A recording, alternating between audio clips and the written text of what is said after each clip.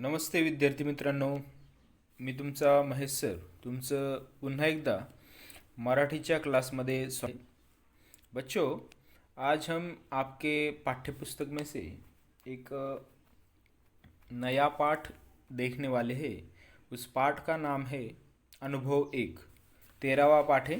13वा पाठ आपण आज बघणार आहोत, त्याचं नाव आहे अनुभव एक। ओके, तो अनुभव मतलब क्या है ना।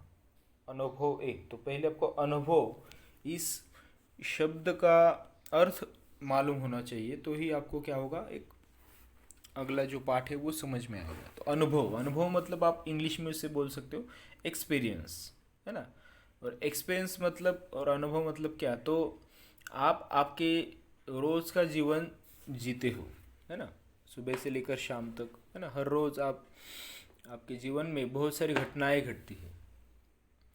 तो ये जो घटनाएं आपके जीवन में घटती है उससे आपका अनुभव बढ़ता है ना। छोटी छोटी घटनाएं, आप स्कूल में जाते हो, घर पे, आपके गांव में, आपके आजू बाजू आप खेलते हो, तो बहुत सारी घटनाएं रोज़ आपके साथ घटती रहती है ना। मतलब ये छोटी छोटी घटनाएं होती है, वो आपके अनुभव होते। कुछ घटनाएं अच्छी होती है, कुछ घटनाएं बुरी होती है ना। कुछ घटनाएं आपको आश्चर्यचकित कर देती है, कुछ घटनाएं आपको दुखी कर देती है ना। बहुत सारी घटनाएं आपके साथ घटती रहती है, तो उसे बोलते अनुभव, एक्सपीरियंस। आ रहा है समझ में। तो उस घटनाओं से आपको कुछ ना कुछ सीखने को मिलता है। आ रहा है समझ में। तो इसलिए इसे मराठी में बोलते अनुभव। अनुभव मतलब एक्सपीरियंस। आ रहा है समझ में। तो आज हम ऐसे एक आपकी तरह एक छोटी सी लड़की है, उस लड़की का नाम है मारिया, है ना। और वो भी आपकी तरह ही स्कूल जाती है। और जब वो स्कूल से घर पे आई थी तब उसके साथ एक छोटी सी घटना घटी, एक अनुभव उसको आया। तो वो अनुभव वो हमारे साथ साझा कर रही है, मतलब वो अनुभव हमें बता रही है इस पाठ के जरिए।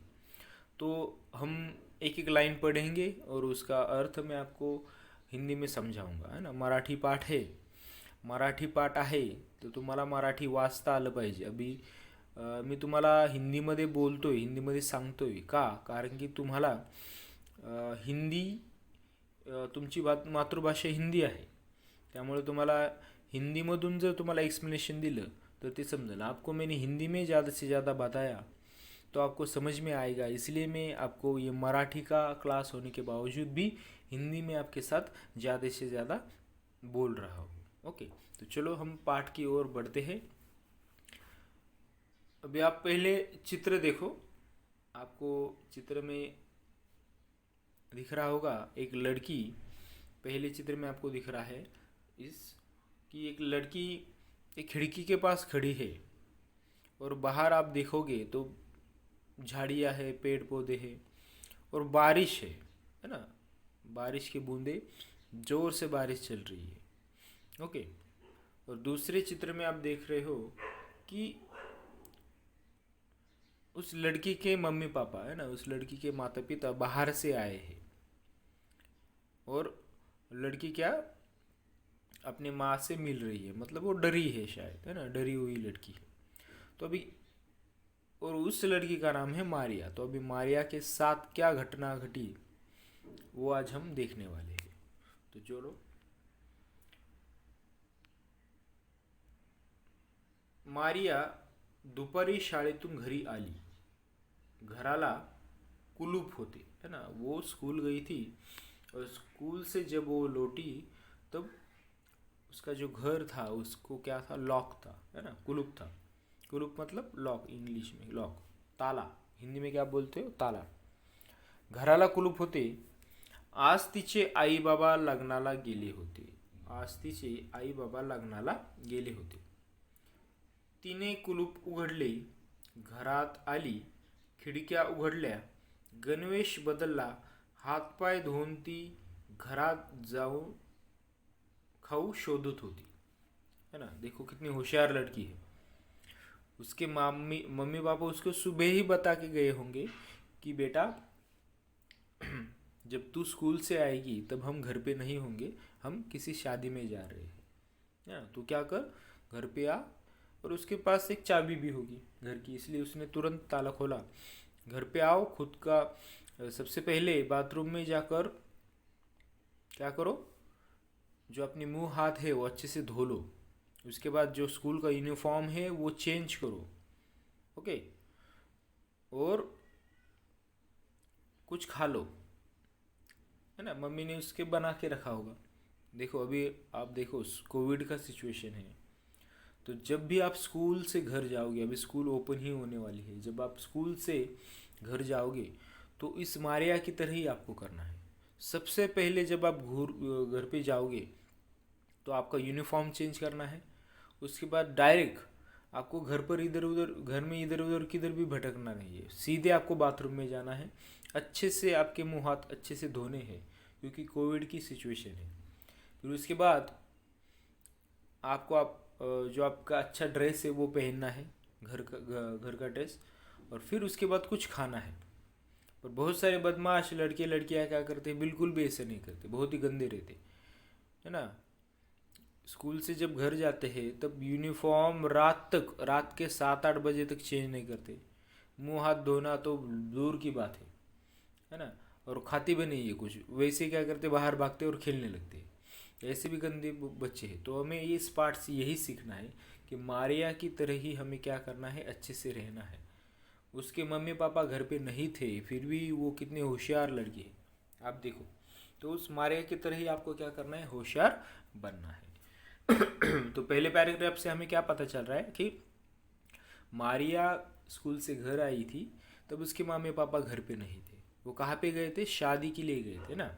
मारियाचे आई बाबा तिचे आई बाबा लग्नाला गेले होते। इसके ऊपर आपको क्वेश्चन भी पूछा जा सकता है। तो उसने सारे खिड़कियाँ खोली, मुंह हाथ धोए, ड्रेस चेंज किया और कुछ खाने के लिए ढूंढने लगी, है ना।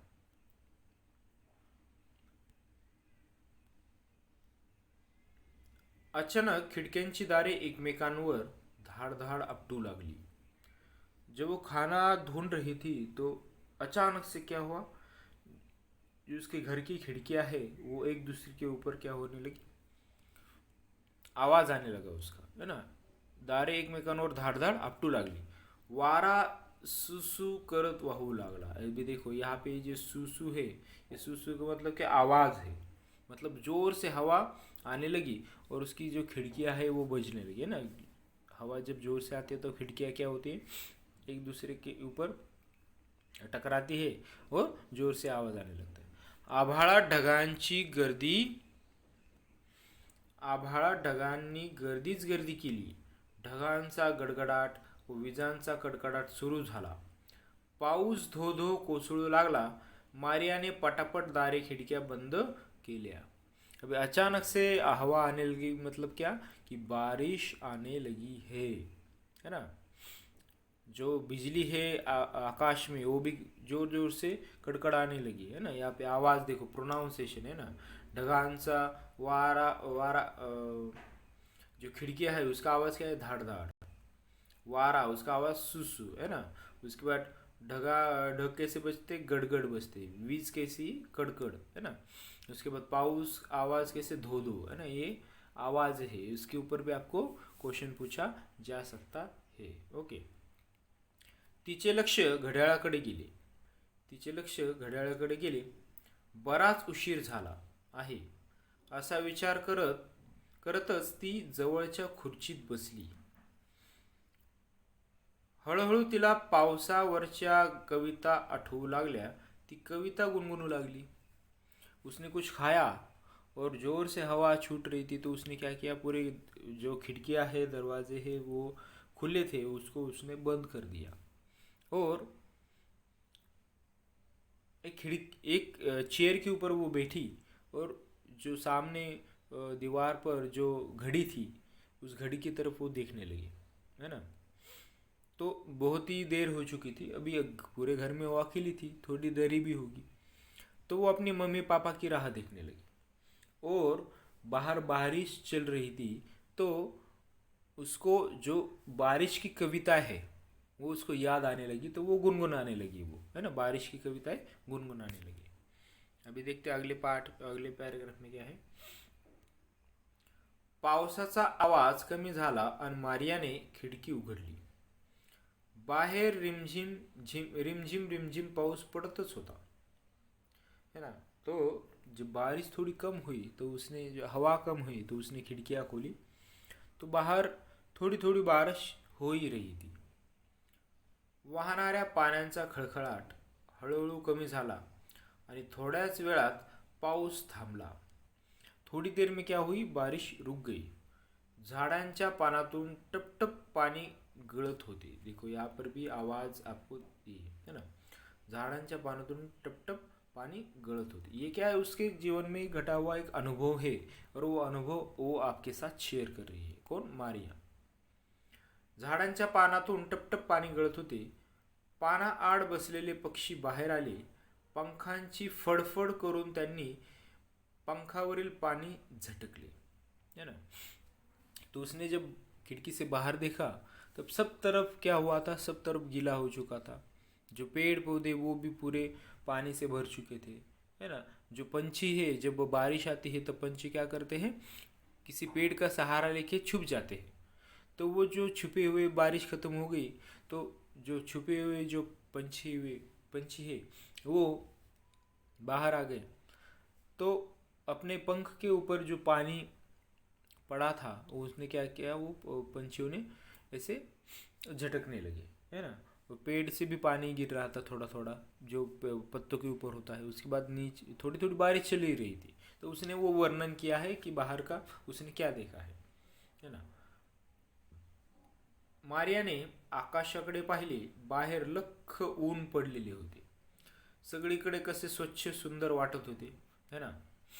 अभी बारिश पूरी तरीके से जा चुकी थी. आकाश में उसने देखा तो क्या हुआ था, धूप पड़ी थी. ऊन मतलब धूप, है ना. धूप पड़ी थी.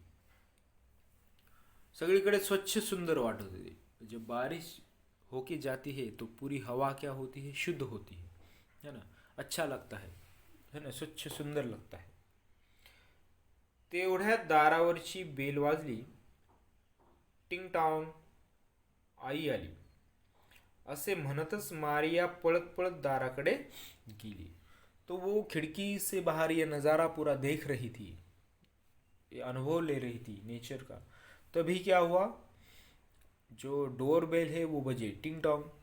और उसको पता था कि अभी बहुत देर हो चुकी है, तो अभी कौन आया होगा, उसके मम्मी पापा आए होंगे. तो वो दौड़ के ही दरवाजे के पास चली गई और उसने दरवाज़ा खोला. तिने दार उघडले. आई बाबांना पाहिले. इतका वेळ वाट पाहत कंटाळलेली मारिया आईला जाऊन बिलगली, है ना. अभी छोटी ही थी मारिया, ज़्यादा बड़ी भी नहीं थी. तो उसको मम्मी की भी थोड़ी थोड़ी याद आने लगी थी. पर देखो, अकेले वो इतनी देर तक अपने घर पर बैठी, मतलब वो कितनी होशियार और कितनी क्या बोलते हैं आप उसे, कि कितनी हिम्मत वाली लड़की है, बराबर ना. कि वो अकेले ही क्या करने लगी कि अपने घर पे है. पर आपको वैसे नहीं करना है, आ रहे समझ में. कहाँ पर भी मम्मी पापा के साथ आपको जाना है ना. आपके घर से दूर आपको बिल्कुल भी नहीं जाना है, आ रहे समझ में. या फिर आपके घर पे अगर कोई नहीं होगा तो आपके जो नेबर है ना, कोई आंटी होगी तो आप उसके पास जाकर बैठो. बिल्कुल भी घर पर अकेले बैठना नहीं है ना.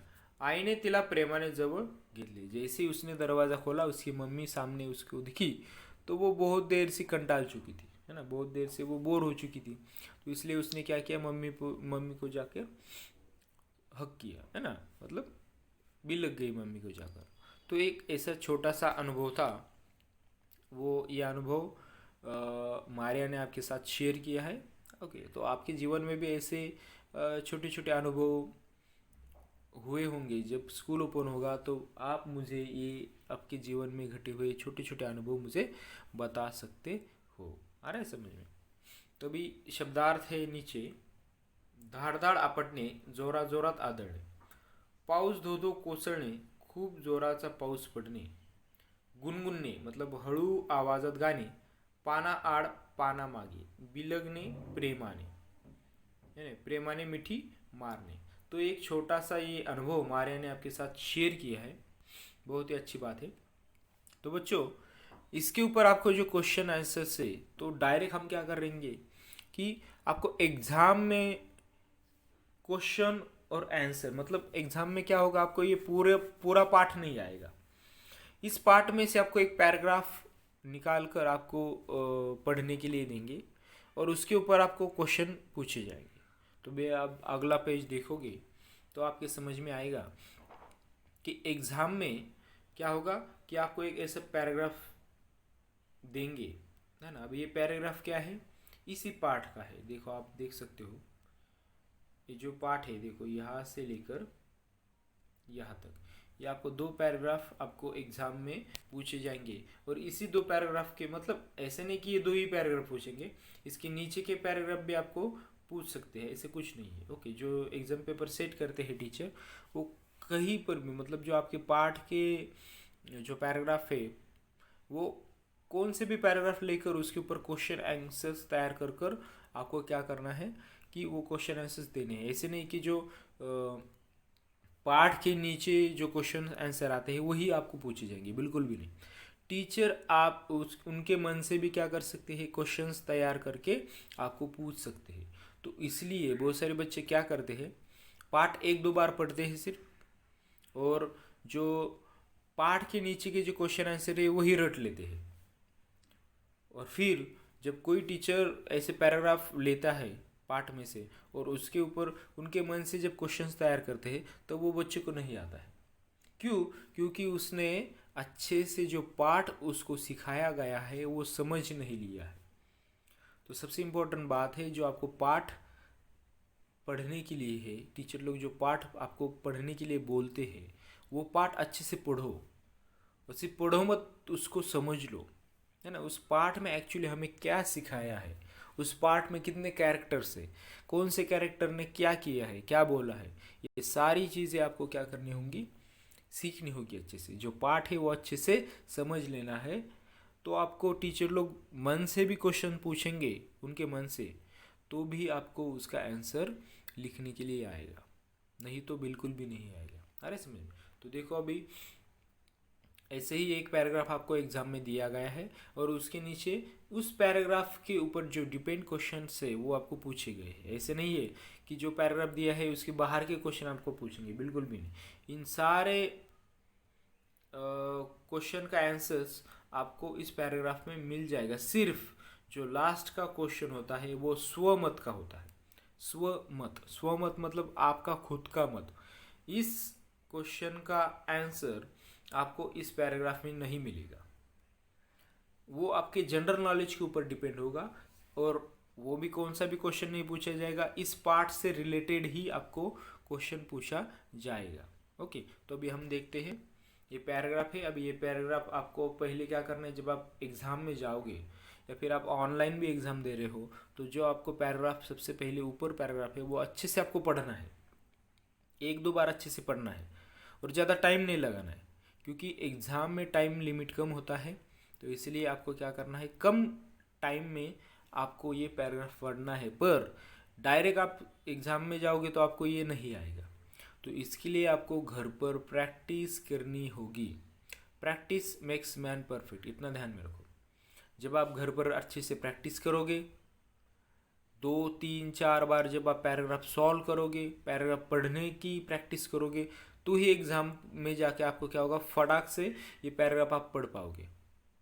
नहीं तो आप नींद से उठोगे, कभी भी पूरे साल भर पढ़ाई नहीं की और डायरेक्ट एग्ज़ाम में जाकर आप पैराग्राफ सॉल्व करने लगोगे, तो बिल्कुल भी आप कोई भी क्वेश्चन सॉल्व नहीं कर पाओगे। इतने होशियार आप नहीं हो, मुझे मालूम है।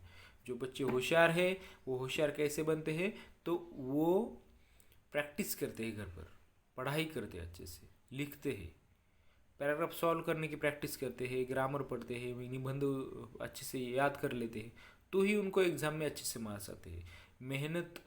बिना मेहनत के आप बिल्कुल भी कुछ बिल्कुल क्या आप कुछ नहीं कर सकते, इतना ध्यान में रखो। तो अभी ये पैराग्राफ में पूरा नहीं पढ़ता हूँ, पर आपको ये पैराग्राफ क्या करना है, अच्छे से पढ़ना है ना। तो देखो जो पहला क्वेश्चन है, अब ऐसे क्वेश्चन आपको पूछे जाएंगे. पहला है खालील प्रश्नांची एका वाक्यात उत्तरे लिहा. मारियाचे आई वडील कुठे गेले होते. तो आपको क्या करना है, क्वेश्चन लिखना है, उसका आंसर इस पैराग्राफ में ढूंढना है ऊपर वाले, और उसके नीचे आपको आंसर लिखना है. दूसरा है मारियाने दारे खिडक्या बंद का केले. ओके, इसके क्वेश्चन आंसर आपको लिखने. उसके बाद है पुढील गोष्टींचा आवाज उत्तरातून शोधा. ओके, मैंने आपको बोला पैराग्राफ सिखाते समय कि जो जितनी भी चीज़ें हैं उसकी आवाज़ें दी गई है वो आपको मालूम होनी चाहिए. ये एग्जाम में आपको पूछा जा सकता है. वारा पाऊस, वारा का आवाज़ कैसा था, सुसु, और पाऊस का आवाज़ कैसा था, धो धो, है ना. उसके बाद विरुद्धार्थी शब्द लिया. बंद आज, है ना, बंद का विरुद्धार्थी शब्द, आज का विरुद्धार्थी शब्द. उसके बाद है तुम्हाला कोणता ऋतू आवडतो ते लिहा. तो इन सारे क्वेश्चंस आपको एक एक करके क्वेश्चन लिखना है और उसका आंसर ढूंढ के आपको पैराग्राफ में आंसर उसका ढूंढना है. उसके बाद आंसर लिखना है, उस क्वेश्चन के नीचे आंसर लिखना है. उसके बाद एक लाइन छोड़ देनी है और दूसरा नया क्वेश्चन आप नीचे लिख सकते हो. तो इसके लिए ये पैराग्राफ है. तो ये पैराग्राफ मैंने आपको सॉल्व करके दिया है आपको मालूम होने के लिए. आप अगला पेज देखोगे तो खालील प्रश्नांची एका वाक्यात उत्तरे लिहा. देखो यहाँ पे है पहला क्वेश्चन है मारियाचे आई बाबा कुठे गेले होते. तो मारियाचे आई बाबा लग्नाला गेले होते. मारियाचे आई बाबा लग्नाला गेले होते. ओके, आपको यहाँ पे दिख रहा है, देखो आज तिचे आई बाबा लग्नाला गेले होते, है ना. तो ऐसे आपको ढूंढकर लिखना है. दूसरा है मारियाने दारे खिडक्या बंद का केल्या. खूप जोराचा पाऊस कोसळू लागल्यामुळे मारियाने दारे खिडक्या बंद केल्या, है ना. खूप जोराचा पाऊस कोसळू लागल्यामुळे मारियाने दारे खिडक्या बंद केल्या. उसके बाद दूसरा क्वेश्चन है पुढील गोष्टींचा आवाज उत्तरातून शोधून लिहा. देखो ये इंपॉर्टेंट क्वेश्चन है. और उसके अलावा 2-4 और भी चीज़ें हैं, उनकी आवाज़ आपको पैराग्राफ में दी गई है, वो आप भी ढूंढ सकते हो. वारा सु सु, है ना, यह आवाज़ है. पाऊस का आवाज़ कैसे, धो धो. ओके, उसके बाद विरुद्धार्थी शब्द है. बंद का विरुद्ध है उघडे और आज का विरुद्ध है उद्या. ओके, और जो चौथा क्वेश्चन है वो है स्वमत, मतलब आपके खुद के मन से आपको लिखना है. जनरल नॉलेज के ऊपर ये ज़्यादातर क्वेश्चन डिपेंड होता है. तुम्हाला कोणता ऋतू आवडतो ते लिहा. तुम्हाला कोणता ऋतू आवडतो ते लिहा. पावसाळा, उन्हाळा, हिवाळा, है ना. तुम्हाला कोणता ऋतू आवडतो ते लिहा. पावसाळा अभी ऋतु, पावसाळा मतलब बारिश के दिन होते हैं. उन्हाळा मतलब गर्मियों के दिन होते हैं. हिवाळा मतलब ठंडियों के दिन होते हैं ना. मतलब बारिश, गर्मी और ठंडी, ये 3 ऋतु है. आ रहा है समझ में. इंडिया में ज़्यादातर ये 3 ऋतु पाए जाते हैं. जब आप यूरोप में जाओगे तो वसंत ऋतु करके एक अलग से एक ऋतु वहाँ पर है ना. ऐसे तो पावसाळा, उन्हाळा, हिवाळा, तो ये 3 ऋतु इंडिया में होते हैं. आ रहा है समझ में. तो ये आपको पैराग्राफ मैंने सॉल्व कैसे करना है वो भी मैंने आपको आज बताया. होप बहुत सारे बच्चों को ये वीडियो अच्छे से समझ में आया होगा. ओके, तो बच्चों आपको क्या करना है, पाठ अच्छे से 2-3 बार अच्छे से पढ़ना है. और जो मैंने ये जो पैराग्राफ आपको दिया है वो एग्ज़ाम में भी आ सकता है, तो इसलिए आपको ये पैराग्राफ भी अच्छे से कर लेना है. इसके क्वेश्चन आंसर्स भी आप आपके घर पर आपके रफ बुक में या फिर फेयर बुक में आप लिख सकते हो. ओके, तो चलो बच्चों, ये वीडियो आपको कैसा लगा. सभी बच्चे ये वीडियो 2-3 बार अच्छे से देखेंगे. इस वीडियो को लाइक करना नहीं भूलना है, शेयर करना नहीं भूलना है. और अभी तक जिन जिन बच्चों ने मेरे चैनल को सब्सक्राइब नहीं किया है वो जल्दी से, जब आप वीडियो ओपन कर रहे हो तो नीचे रेड कलर में सब्सक्राइब लिखा है, उसके ऊपर क्लिक करो और मेरे चैनल को सब्सक्राइब करो. ओके, तो चलो बच्चों, धन्यवाद. Fearless.